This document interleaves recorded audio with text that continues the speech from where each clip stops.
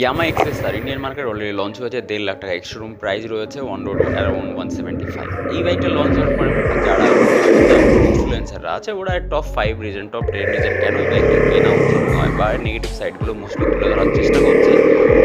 এটার একটা ট্রিক আছে, but otherwise my opinion about this bike হচ্ছে এটা হচ্ছে one of the best bike launch from Yamaha so fur.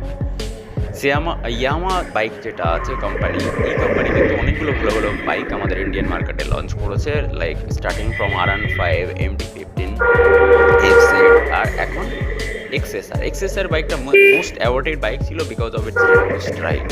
এই বাইকটা ওভারঅল যদি সব দেখা হয় তাহলে কিন্তু এটা একটা অলরাউন্ডার বাইক। অলরাউন্ডার বাইক বলতে আমরা যেটা বুঝি, যেটা আপনার অল পারপাসটাকে ফিল করবে, সেটাই অলরাউন্ডার বাইক।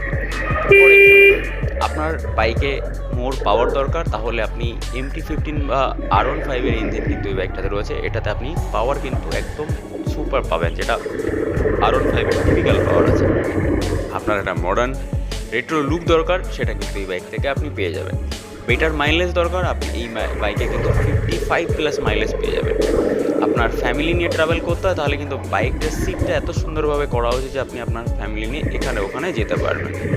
আর এটার সঙ্গে সঙ্গে রিলায়েবিলিটি একটা ভীষণ ইম্পর্ট্যান্ট ফ্যাক্টর এই বাইকের ক্ষেত্রে, বিকজ ইয়ামার ইঞ্জিন তো আপনারা জানেন একটা রিলায়েবল ইঞ্জিন হয়।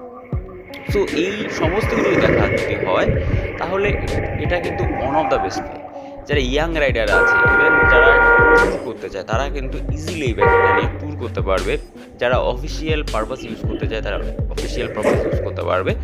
আর একটা কথা বলে দিই, আমাদের ইন্ডিয়ান যে মার্কেট আছে, ইন্ডিয়ানে কালচারে কিন্তু আমরা অনেকগুলো বাইক, মানে আমরা নর্মাল হাউস হোল্ডের কথা বলছি, আমরা কিন্তু চাইলেও একটা বাইক আমাদের বাড়িতে রাখতে পারি না। আমাদের যে কোনো একটা সিঙ্গেল বাইক নিয়ে চলতে হয়, সিঙ্গেল গ্যারেজ বাইক বলা হয় মোস্টলি এটাকে।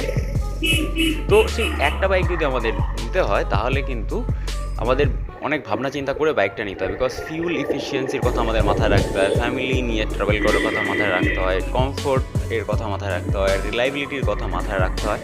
এই সমস্ত কিছু ভাবনা চিন্তা করেই কিন্তু তারপরে আমরা একটা ফাইনালি বাইক ডিসিশন নিই।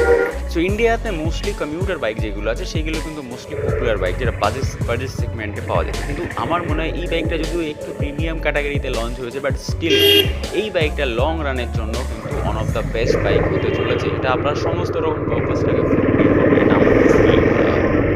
তো এই বাইকটা ডাইরেক্ট কম্পিটিটার যেটা রয়েছে সেটা হচ্ছে হান্টারের সঙ্গে এর কিন্তু অনেকটা মিল রয়েছে, বাট হান্টার বাইকটা আপনি জানেন রয়্যাল এনফিল্ডের বাইকে যেটা হয় সেটা একটা আলাদা ক্রেজ থাকতে পারে, বাট ওটা কিন্তু কমপ্লেক্স টাইপের একটা বাইক।